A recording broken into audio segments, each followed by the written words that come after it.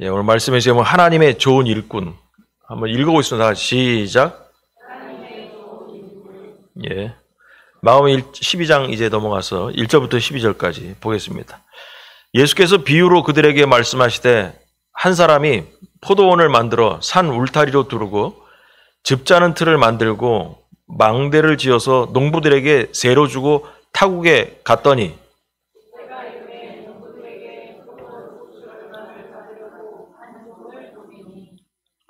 그들이 종을 잡아 심히 때리고 거저 보내었거늘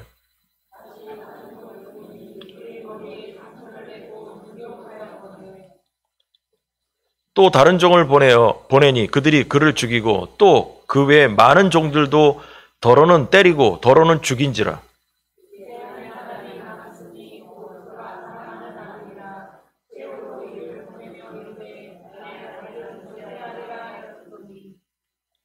그 농부들이 서로 말하되 이는 상속자니 자 죽이자.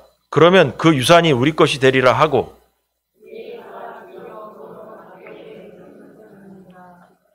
포도원 주인이 어떻게 하겠느냐? 와서 그 농부들을 진멸하고 포도원을 다른 사람들에게 주리라.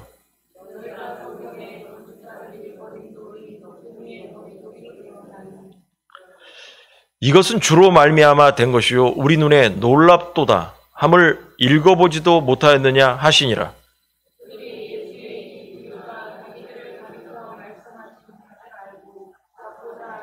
무리를 두려워하여 예수를 두고 가니라. 아멘. 좋은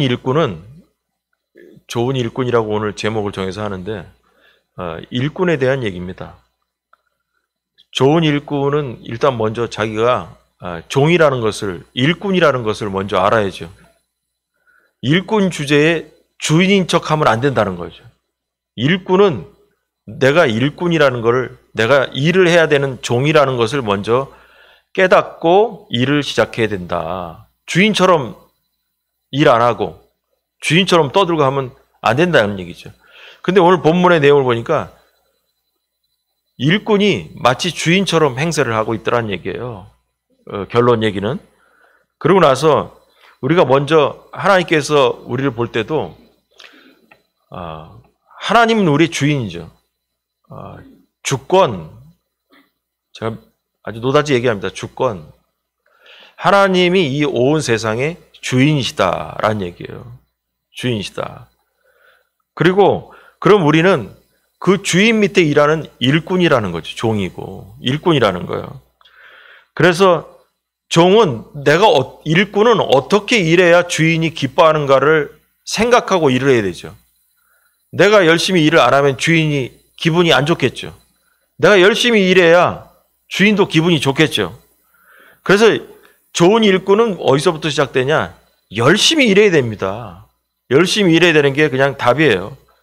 그래서 어떤 일을 위해 고용된 사람이 자신의 역할이나 자신이 뭘 해야 되는지를 분명히 알지 못하면 그 사람이 열심히 일해도 주인이 원하는 걸 안 하면 열심히 일한 것도 헛것이죠. 주인이 원하는 것을 열심히 일해야 되죠. 주인이 원하는 거. 오늘 본문은 비유인데 이 비유를 풀어서 얘기하면 이렇게 되겠습니다. 제가 정리해놨어요. 포도원을 어떤 주인이, 땅 주인이 포도원을 만들었다. 그래가지고 뭐 망대도 세우고 포도즙 틀도 만들고 뭐 이렇게 해가지고 농부에게 맡기고 떠났다. 농부들에게. 그 농부들은 소작인인데 그 사람들에게 임대료를 받기 위해서 수년 후에 왔다라는 거예요. 근데 이 농부들을 소작이는 임대료를 내는 이 사람들은 이스라엘의 종교 지도자들 얘기하는 거야. 포도원은 이스라엘 전체를 말하는 거예요. 포도원에 농부가 있다라는 거예요. 이스라엘이라는 나라에 이스라엘의 종교 지도자들 농부가 있다라는 거예요. 농부가. 그 농부들한테 이 이스라엘을 포도원을 잘 좀 다스리라고 잘 농사를 지라고 맡기고 떠났는데 그게 하나님이에요. 땅 주인은 하나님이에요. 그래서 하나님께서 종들을 보내가지고 임대료를 받으려고 매해 보냈는데 어떨 때는 때려서 보내고 어떨 때는 죽여서 보내고 그래서 이게 많은 횟수를 그렇게 했다라는 거예요. 그게 그 구약시대의 선지자들을 보내고 했을 때 이러한 모든 반응들이에요. 근데 그러다가 하나님께서 마지막에 땅 주인이 할 수 없이 이제 누굴 보내냐? 사랑하는 자기 아들을 보내게 됐다라는 거예요. 아들을 보내면 이 사람들이 내 아들을 보내면 땅 주인의 아들이니까 존귀하게 여겨서 종들이 갔을 때처럼 때리거나 죽이거나 하진 않겠지 하고서는 아들을 임대료 받으러 보냈단 말이에요. 보냈더니 이 농부들, 소작인들이 일꾼들이죠. 아니, 이 사람들이 땅 주인의 아들까지도 죽였다는 거예요. 죽이고 나서 얘 죽여버리고 나서 죽이면 상속받을 사람이 없으니까 땅 주인의 땅을 상속받을 사람이 없으니까 결국은 이거 우리가 다 가지면 되지 않냐 하고선 자기들이 주인이 되고자 땅 주인의 아들까지도 죽여서 포도원 밖에 내다 버렸다라는 얘기예요. 자, 그것까지 얘기한 다음에 그러면 땅 주인이 하는 말이 이런 거예요. 자, 그러면 땅 주인인 내가 내 아들까지 죽인 이 농부들을 보고 그냥 놔두겠냐? 그 사실을 안 다음에는 내가 사람들을 보내서 이 농부들을 진멸하리라. 심판하겠다는 거야. 다 죽이겠다는 거야. 그러고 나서 그 땅을 다른 사람들에게 소작을 맡길 거다라는 거야. 이 얘기가 오늘 비유의 이야기입니다. 그래서 지금 나오는 것, 지금 여기서 보면은 이스라엘의 종교 지도자들을 농부라고 얘기했고 소작인이라고 얘기했단 말이에요. 이 사람들이 누구냐? 오늘 본문의 이야기는 지난주와 연결되는 거예요. 지난주에 무슨 얘기를 했냐면 예수님께서 성전 가서 뭐 비둘기 팔고 뭐 돈 바꾸고 뭐 사람들 왔다 갔다 하고 뭐 정신없고 그러니까 여기는 내 아버지 집은 기도하는 집이다. 근데 이게 왜 이 정신없는 동네가 됐냐, 시장바닥처럼. 그래서 한바탕 뒤집어 엎었다 그랬잖아요. 뒤집어 엎고 나니까 거기 종교 지도자들, 대제사장들과 서기관들과 이런 사람들이 기분이 안 좋아. 기분이 안 좋아요.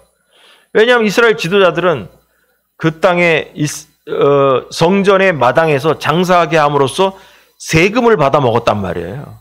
근데 예수님이 오셔가지고 이거 다 뒤집어 엎어버리면 장사꾼 다 나가버리면 수입이 없어지네. 그래가지고 이 짜증난 상황이었는데 그 다음날 예수님이 가셨더니만 이 사람들이 기다리고 있다 그러는 거예요. 이 사람들이 와가지고 예수님한테 야, 너한테 누가 권한을 줘가지고 성전을 뒤집어 엎어도 된다라는 권한을 누가 줬냐라는 거예요. 그 얘기 좀 해봐라. 네가 무슨 백을 믿고선 성전을 뒤집어 엎어? 이렇게 질문했습니다. 그랬더니 예수님께서 뭐라냐면 야, 내가 대답하기 전에 내가 먼저 질문 하나 할게.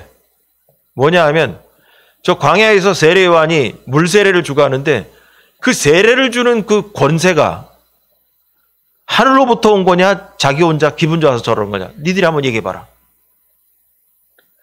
그랬더니 이 사람들이 가만히 생각해 보니까 이래도 저래도 욕먹을 것 같으니까 모르겠다 해버려요. 왜냐하면 하늘로부터 왔다고 하면 예수님이 그럴 거예요. 야, 하늘로부터 하나님이 허락해서 하는 거라면 니들이 왜 여기 있어? 니들도 가서 저기 가서 세례 받아야 될 거 아니야. 니들 왜 여기서 노냐? 그런 얘기 들을 거예요. 그런데 만약에 세례요한 지 혼자 좋아서 저러고 앉았다. 땅으로부터 온 권세다. 지 혼자 저런 거다. 하면은 성경에 나온 게 뭐냐면 세례요한을 지지하는 따르는 사람 백성들이 너무 많아서 그 사람들의 눈치를 봐서 모르겠다고 했다 이거죠. 만약에 지 혼자 미쳐서 저런다 하면은 그 따르는 사람들이 이 종교 지도자들한테 가서 얼마나 욕하겠어요. 데모할 거 아니에요. 그러니까 모르겠다 했단 말이에요. 그랬더니 예수님께서 그러면 나도 모르겠다. 나 얘기 안 할란다. 니들도 얘기 안 하는데 내가 뭐하러 얘기하냐. 그 얘기 안 해버렸어요. 그러고 나서 이어지는 게 예수님이 그러고 나서 끝난 게 아니에요. 나도 얘기 안 하겠다 하고 한 다음에 이 비유를 드는 거예요. 내가 얘기 하나를 하겠는데 어느 주인이 포도원이 있다 뭐 이러면서 얘기를 하는 거예요. 그러면서 결국 뭐냐면 포도원에서 일하는 농부, 소작인이 바로 예수님 앞에 있는 그 지도자들을 얘기하는 거예요. 그랬더니 여기 본문에 보니까 뭐라고 나왔냐면 12절에 보니까 그들이 예수의 이 비유가 자기들을 가리켜 말씀하신 줄을 알고 잡고자 하되 무리를 두려워하여 예수를 두고 갔다라는 거예요. 도망가 버렸어요. 예수님이 이 비유를 들어서 얘기하니까 아, 저거 우리 들으라고 하는 얘기구나 하고선 기분이 안 좋아가지고 예수님을 잡으려 했다라는 거예요. 자, 그런데 말이에요. 여기까지가 이제 오늘 본문에 대한 이야기예요. 근데 이게 11절에 보니까 이것은 주로 말미암아 된 것. 여기 뭐 건축자의 버린 돌이 모퉁이의 머릿돌이었다. 건축자들이 버린 돌. 이게 뭐냐면 여러분 건축을 할 때 뭐 요새 우리나라 같은 경우는 뭐 돌 같은 것도 이제 다 잘라서 오고 뭐 그러니까 버리는 돌이 거의 없지만 옛날에 2000년 전에는 뭐 기계가 있습니까? 뭐 있습니까? 뭐 돌을 갖고 오면은 여러분 이스라엘에 갔더니 있잖아요.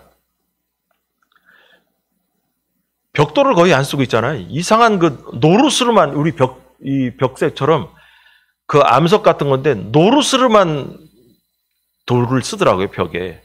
그리고 거의 단층집이고 이렇게 슬라브 형식으로 돼 있어요, 지금도. 뭐 2, 3층짜리 뭐 이런 그런 건물이 없고 단층 이렇게 도시에 가면 단층집으로. 그 큰 도시에 가면 빌딩도 있지만 나머지 지방 도시 가면 이러한 노루스로만 돌을 다 깎아가지고 엮어서 이렇게 만들었더라고요. 그게 벽돌 역할을 하는데 이스라엘은 그 노루스만 돌이 많이 나온대나 봐요. 그래가지고 그렇게 건축이 돼 있더라고요. 근데 그러다 보면 뭐냐면 건축을 하다 보면 돌 부스러기가 많이 나올 거 아니에요. 부스러기라고 얘기하면 요만한 부스러기 얘기하는 게 아니고 큰 돌도 나올 거 아니에요. 건축자들이 쓸모없다고 버렸던 그 돌, 그게 바로 예수 그리스도예요. 이스라엘 백성들이 쓸모없다라고 무시했던 그 거들떠 보지도 않았던 말 구유에 태어나신 예수님이 바로 모퉁이의 머릿돌이 되었다라는 거예요. 머릿돌은 뭐냐면 기둥을 받치는 돌이잖아요. 이거 빼버리면 무너지잖아요. 예수 그리스도가 이스라엘의 기둥의 모퉁이 돌이 됐다는, 머릿돌이 됐다는 거예요. 이렇게 지금 얘기하는 건데, 자, 그럼 이 본문에 대한 이 얘기를 이제 어느 정도 했는데, 여러분 여기 보니까 11절 얘기하려고 그러는데, 이것은 주로 말미암아 된 것이요. 주로 이거 하나님으로 인해 이렇게 된 것이고, 우리 눈에 놀랍도다 함을 읽어보지도 못하였느냐? 이거 뭐가 옛날에 나왔단 얘기야. 읽으면 뭐가 나온다는 얘기야. 이게 바로 뭐냐? 여러분 지금까지 이 얘기는 구약에도 나오는 얘기란 얘기예요. 예수님은 구약에 대해서 모르는 게 없어요. 그래서 보니까 구약에 여러분 이사야 5장 1절에 7절에 요 부분과 비스무리한 얘기가 나옵니다. 똑같은 얘기는 아닌데 비스무리하다고 제가 얘기를 하는 거예요. 왜 비스무리하냐? 오늘 본문은 뭐냐면 하나님께서 이 땅 주인, 포도원의 땅 주인이 도지를 받으려고 그래. 임대료를 받으려고 한 얘기인데, 이사야서에 나온 이 포도밭 얘기는 있잖아요. 좋은 포도를 따려고 하는 주인의 얘기예요. 근데 내용은 비스무리해요. 제가 그냥 시간상 빨리 읽어볼게요. 빨리 읽을 테니까 무슨 얘기 하나 한번 생각해 보세요. 나는 내가 사랑하는 자를 위하여 노래하되 내가 사랑하는 자의 포도원을 노래하리라. 내가 사랑하는 자에게 포도원이 있으며 심히 기름진 사내로다. 땅을 파서 돌을 제하고 극상품 포도나무를 심었도다. 그 중에 망대를 세웠고 또 그 안에 술틀을 팠도다. 좋은 포도 맺기를 바랬더니 들포도를 맺었도다. 자, 여기 그 술틀을 팠도다 그랬잖아요. 이게 뭐냐, 포도주를 짜는 틀을 땅에 팠다라는 거야, 땅에. 근데 여러분 오늘 본문에도 보면은 이게 제가 잘 이해 못할 것 같아서 말씀드리는데, 자, 1절에 보니까 예수께서 비유로 그들에게 말씀하실 때 한 사람이 포도원을 만들어 산울타리로 두르고 즙 짜는 틀을 만들고, 여기도 이 포도주 짜는 틀이 나와요. 그 이 사람들이 이게 포도를 얘기하면 항상 뭐냐면, 여러분 냉장고가 없잖아요. 저장을 할 수가 없어, 더운 나라니까. 그러니까 이 사람들은 포도 농사는 잘 지어지니까 포도 철은 있잖아요. 그거 따먹고 나서 그거 어떡합니까? 그거 다 버려야지. 냉장고도 없는데. 그래서 이 사람들이 한 일이 뭐냐면 포도를 많이 농사를 지어서 즙을 짜서 발효를 시켜서 포도주처럼 음료수로 마셨던 거지, 이제. 이 포도 농사, 이게 물이 없는 나라니까. 근데 있잖아요. 포도주 틀이 어떻게 생겼나? 왜 땅에다 포도 술틀을 팠다, 땅에다 팠다는 거예요. 그래서 이게 뭔가. 이스라엘 가보니까 그 사무엘 선지자가 옛날에 그 법궤 앞에서 잠자고 그랬던 엘리 제사장과 같이 있던 그곳 있잖아요.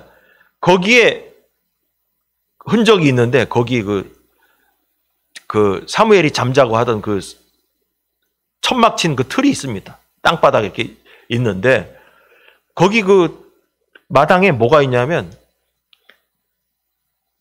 땅밑을 파인데 제 허리 정도까지 이렇게 들어가게 푹 파였더라고. 푹 파였는데 푹 파인 다음에 담벼락을 싸가지고 이렇게 네모네요. 한 요만해. 그 다음에 옆에 밑에다가 구멍을 뚫어가지고 구멍을 뚫어서 그 밑에 한 단계 밑에 또 또랑을 하나 네모난 게 파놨어. 그래서 그때 거기 가이드하는 목사님이 뭔 얘기냐면 포도를 여기다가 1단계 위에다가 놓은 다음에 사람이 있잖아요. 발로 밟어.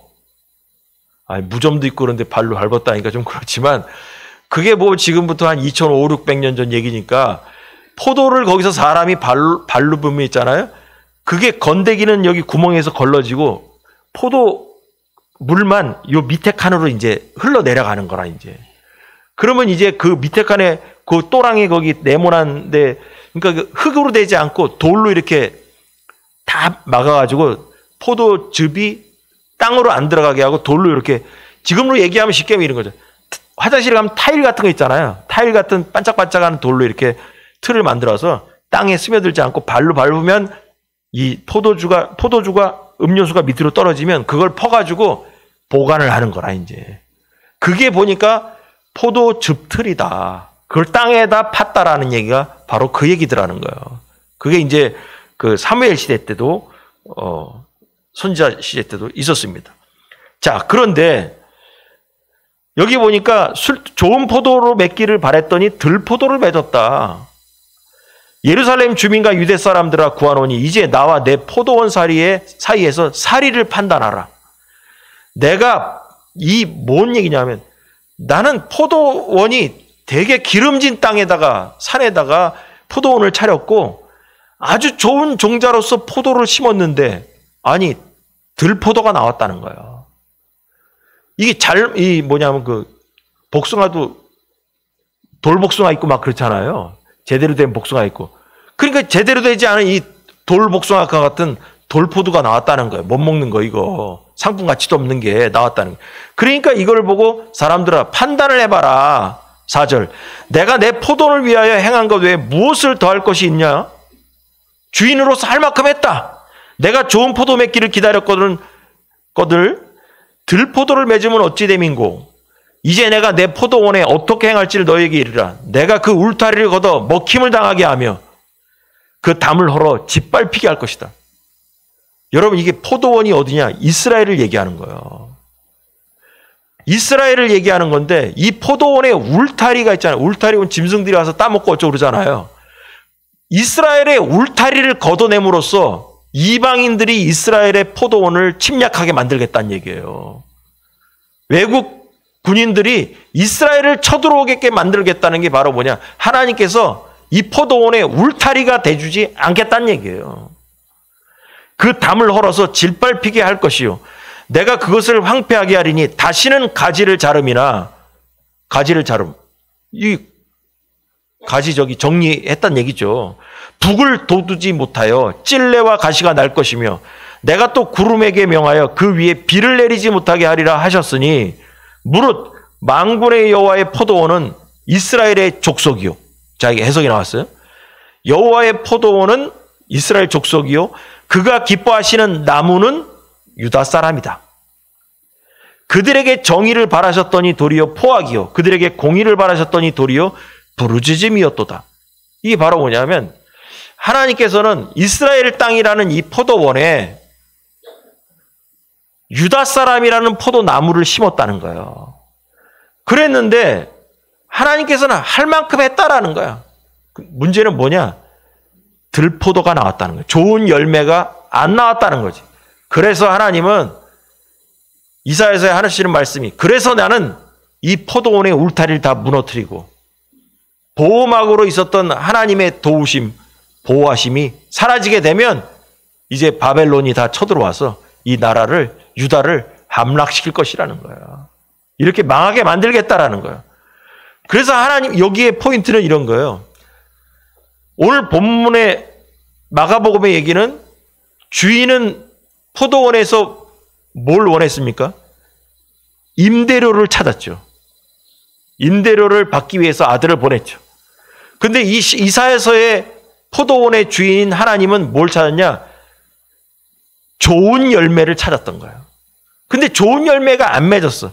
근데 결론은 뭔지 아세요? 마가복음의 결론이나 이 이사야서의 결론은 뭐냐? 하나님께서 원하는 것을 찾았을 때 원하는 것이 안 나올 때는 하나님 어떻게 되냐? 진멸시켜준다는 거예요. 심판하신다는 얘기예요. 이게 바로 이사야서의 이 이야기를 예수님께서 따와서 다시 비유로 만드신 거예요. 왜냐하면 이사야서에는 뭐냐면 예수님에 대한 얘기가 없는 거예요. 예수님에 대한 이야기. 근데 마가복음에는 예수님에 대한 얘기가 비유에 들어가 있는 거예요. 주인의 아들이 왔는데 죽였다는 거예요. 하나님의 아들 대신 예수 그리스도를 왔는데 죽였다는 거예요. 니들이 앞으로 죽일 것이다라는 얘기를 하시는 거죠, 지금. 그래서 예수님이 자신에 대한 이야기를 이 비유에 담아서 이사야서에 대한 이야기를 좀 각색해서 말씀을 하셨다라는 것입니다. 하나님은 포도원을 통해서 구약에 보니까 좋은 열매를 요구했습니다. 그런데 열매는 열리지 않고 자리만 차지하는 포도원을 하나님은 없애버리기로 작정하셨다.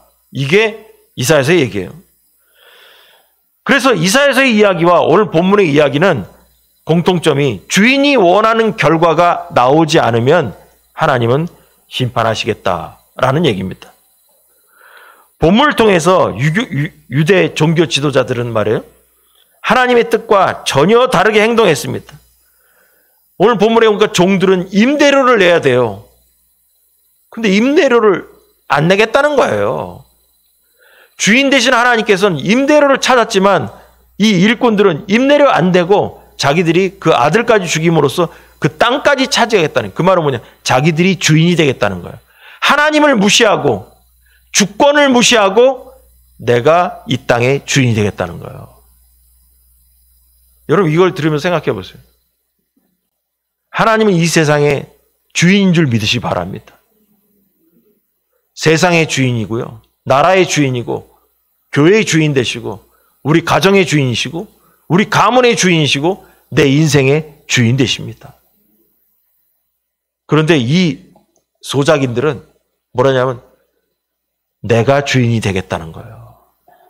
내가 이 포도원을 내가 접수하겠다라는 거예요. 하나님께서 이제 인정하지 않으십니다. 내 땅이라는 거예요. 내가 주인이라는 거예요. 여러분 여기서부터 농부들이 자신들이 소작인인데 일꾼인데도 불구하고 주인처럼 행세하다가 오늘 이 일을 당하게 되는 이야기가 나온 것입니다. 자, 그래서 이 본문을 통해서 하나님을 기쁘시게 하는 일꾼은 어떤 일꾼이 되어야 되냐? 그 얘기를 하려고 지금까지 얘기했습니다. 자, 이제 간단간단 넘어갑니다. 본문은 다 얘기했으니까 1번, 일꾼은 주인의 뜻을 알아야 합니다. 다 같이 시작. 예, 오늘 본문 보니까 주인이 포도원 만들고 나서 일꾼들에게 맡겼습니다. 그리고 때가 돼서 소출에 얼마를 받으려고 임대료를 받으려고 이 사람 저 사람을 보냈는데 뭐 때리기도 하고 죽이기도 하고, 그래서 주인이 참다 자기의 사랑하는 아들을 맨 끄트머리에 보내셨다라는 거예요. 그런데 농부들은 계획적으로 주인의 아들까지도 계획을 하고 죽였다라는 거예요. 자, 이것을 갖고 우리에게 적용합니다. 제가 오늘 본문에 대한 얘기 다 했으면, 자, 적용하면 이런 거예요. 여러분, 유대 종교 지도자들, 지난주 앞절에 나왔던 예수님께 야, 네가 뭔데 성전을 와서 정화시키냐? 네가 무슨 권한으로 성전에 와서 한바탕 이렇게 뒤집어 엎구르냐? 그러면서 제목이 뭐였어요? 예수 그리스도에 대한 도전이라고 했잖아요. 예수님의 권위, 하나님의 아들이라는 권위에 대해서 인정하고 싶지 않아요. 야, 네가 뭔데? 이 말이야. 네가 뭔데? 네가 뭔데 성전에 와서 한번 뒤집고 그래? 이게 복음에 대한 도전이고 이게 예수 그리스도에 대한 도전을 한 거예요. 마찬가지로 하나님께서 포도원의 주인 되신 하나님께서 아들을 보냈는데 주인의 아들이 와도 네가 뭔데? 그래서 어떻게 했냐? 죽여버렸다는 얘기예요. 하나님의 아들이고 뭐고 권위를 인정하지 않겠다라는 거예요. 그리고 자신들의 욕망만 극대화시켜서 이 포도원을 사유화했다라는 거죠. 성전을 사유화했다는 거예요. 성전이 아버지의 것인데 이 성전을 종교 지도자들은 사유화하고 자기들 마음대로 주인처럼 살고 했다는 것입니다. 종이 주인인 줄 알고 살았다라는 거예요. 그러다 보니 자기들이 뭘 해야 되는지를 몰랐어요. 하나님께서 무엇을 원하는지를 깨닫지 못하는 거예요. 이사야서의 하나님은 좋은 열매를 구하셨고 오늘 본문의 하나님은 임대료를 원하셨죠. 자, 그러면 이 이사야서의 얘기와 마가복음의 얘기에서 뭐냐면 주인이 원했지만 원하는 걸 얻을 수 없다는 거예요. 없었다는 거예요. 그럼 이게 우리에게 어떻게 적용되냐? 여러분, 우리도 하나님의 포도원에 부름받은 일꾼인 줄 믿으시 바랍니다. 여러분, 우리도 일꾼입니다. 우리도 하나님께서 우리에게 맡겨주신 포도원의 일꾼이라는 것입니다. 이스라엘의 종교 지도자만 갖고 얘기하는 게 아니에요. 우리가 2000년 지난 이 시대에 이 포도원 비유를 따르면서 뭘 우리에게 적용할 수 있나? 나도 하나님에게 임대료를 내야 되는 일꾼이라는 거예요. 우리도 하나님께서 원하는 바를 내가 내놔야 됩니다. 우리에게 포도원 땅은 없지만 우리가 하나님 앞에 내놔야 될 것들이 있다는 것입니다. 각자가. 우리는 뭐냐? 복음의 일꾼으로서 복음의 열매를 내놔야 됩니다. 이것이 우리의 임대료인 것입니다. 우리가 충성된 일꾼이라면 충성된 일꾼은 주인의 뜻에 온전히 순종해야 됩니다. 땅끝까지 이르러 내 증인이 되라는 게 바로 우리의 열매인 것입니다. 주인이 원하는 것을 내야 되는 것이 일꾼의 임대료라는 거예요. 우리의 임대료는 증인된 삶인 거예요. 충성된 일꾼은 자신의 분수를 알지 못하면은 자기 마음대로 행동하는 거예요. 다 필요 없는 얘기예요. 성경에 나온 대로 주인이 원하는 거를 내놔야 돼요. 예수님께서, 하나님께서 임대료를 내놓으라면 임대료를 내놔야 되고요. 예수님께서 가시면서 너희는 땅끝까지 이르러 내 증인이 되라면 증인의 삶을 임대료로 우리는 내놔야 되는 겁니다. 그래서 여러분, 나는 주의 일꾼이고 일꾼은 언제든지 주님 앞에 언젠가는 충성된 열매를 내놔야 되는 날이 올 것입니다. 그 날은 우리가 육신이 살아있는 동안에만 가능합니다. 우리가 언제 떠날지 다 모릅니다. 몇 년 남았는지 며칠 남았는지 아무도 모릅니다. 그 육신이 살아있는 동안에 우리는 하나님께서 원하는 임대료를 준비해야 됩니다. 여러분, 우리가 다 주의 일꾼임을 잊지 마시기 바랍니다. 우리는 땅의 주인이 아니에요. 우린 일꾼이라는 거예요. 그래서 이 땅 떠나는 날 주님 앞에 우리의 열매를 쏟아놔야 됩니다. 꼭 잊지 말기 바랍니다. 두 번째로, 하나님은 순종하는 자를 통해 일하십니다. 시작. 다시 한번 시작.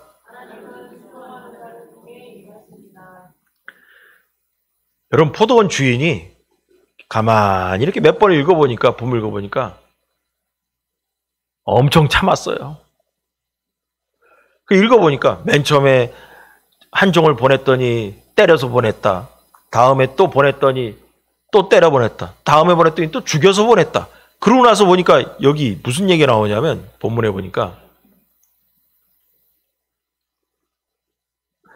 5절에 또 다른 종을 보내니 그들이 그를 죽이고 또 그 외에 많은 종들도 더러는 때리고 더러는 죽인지라. 한두 번이 아니네? 이 얘기는 뭐냐면 구약을 통해서 하나님의 선지자들을 수없이 보냈지만 그렇게 환영받지 못하고 하나님의 말씀을 전할 선지자들이 고생고생하다 갔다라는 거예요. 말을 안 들었다는 얘기죠. 선지자들의 말을 존중하지 않았다는 얘기예요. 존중하지 않았다는 거예요.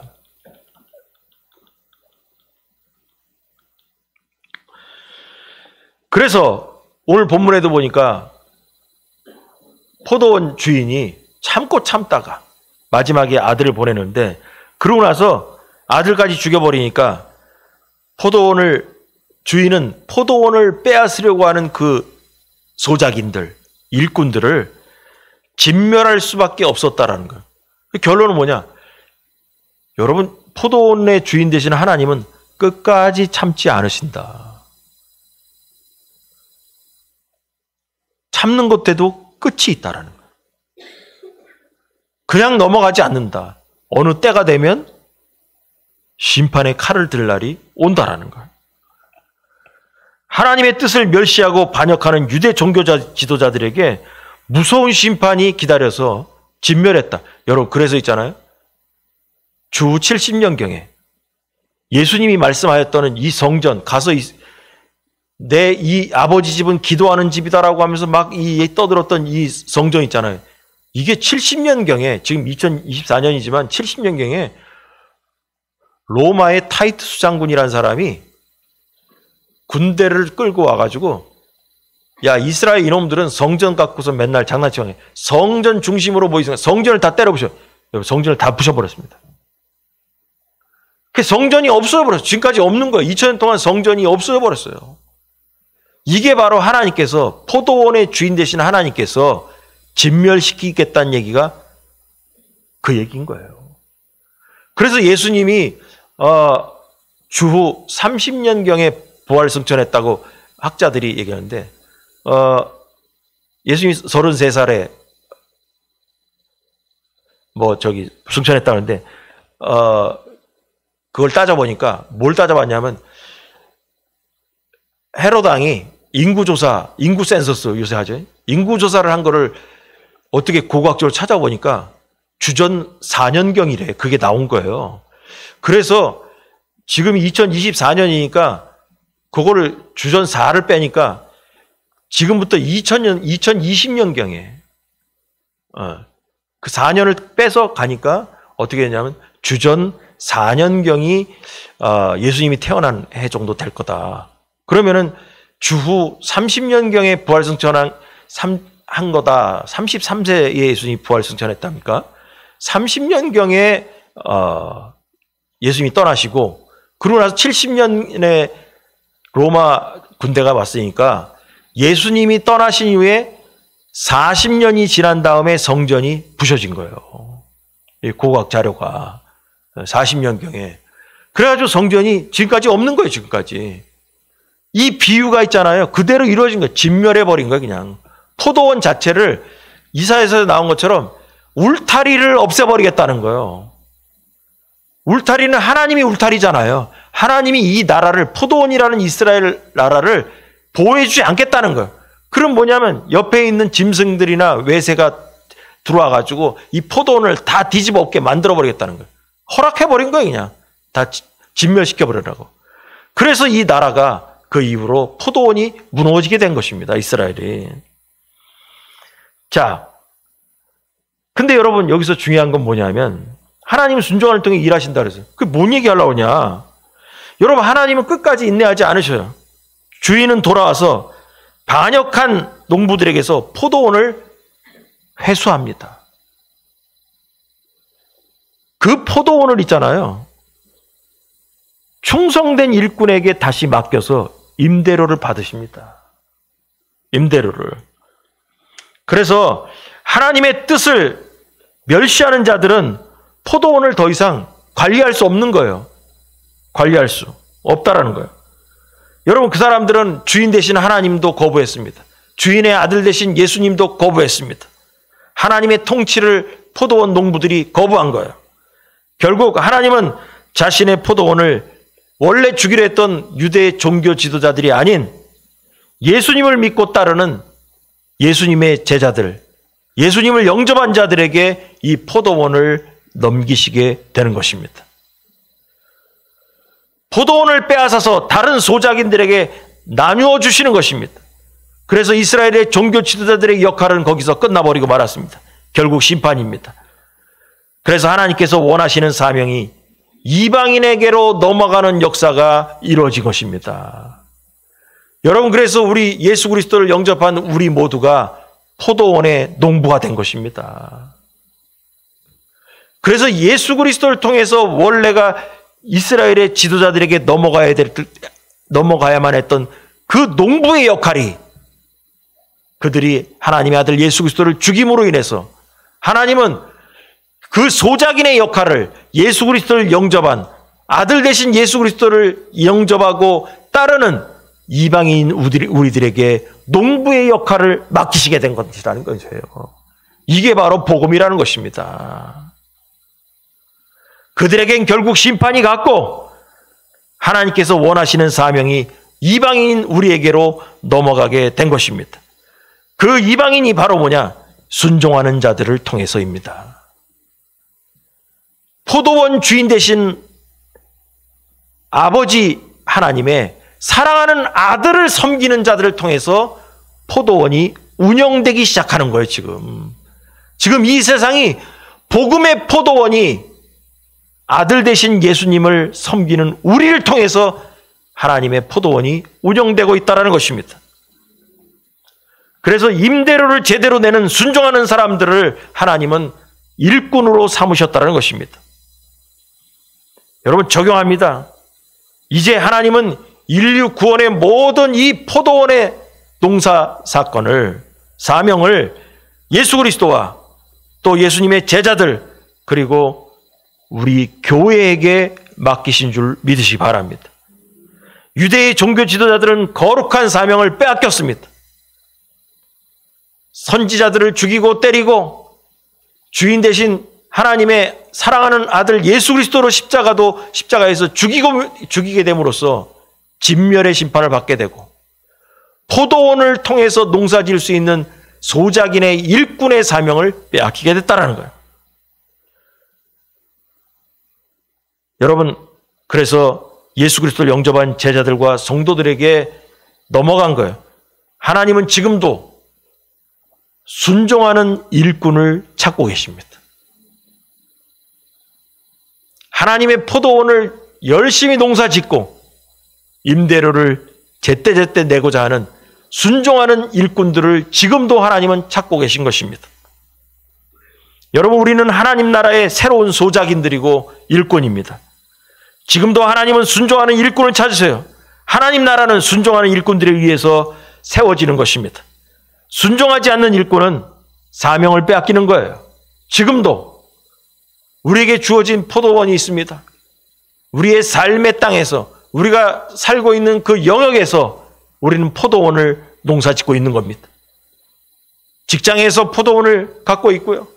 가정에서도 우리의 포도원이 되고요. 교회에서도 우리의 포도원이 되고요. 우리가 가는 곳마다 우리의 포도원입니다. 그 포도원에서 우리는 복음의 일을 열심히 함으로써 하나님 앞에 소작료를 나중에 내야 되는 것입니다. 우리는 아들을 보내신 하나님의 뜻에 순종해야 됩니다. 예수 그리스도를 환영해 모시면서 그분의 말씀에 온전히 순종하면 하나님이 기뻐하십니다. 이것이 일꾼이 해야 하는 일인 것입니다. 유대 종교 지도자들은 하나님의 포도원을 맡았지만 전혀 하나님의 뜻대로 살지 않았어요. 오히려 그 포도원을 자기 것처럼, 자기가 주인인 것처럼 타락해버렸습니다.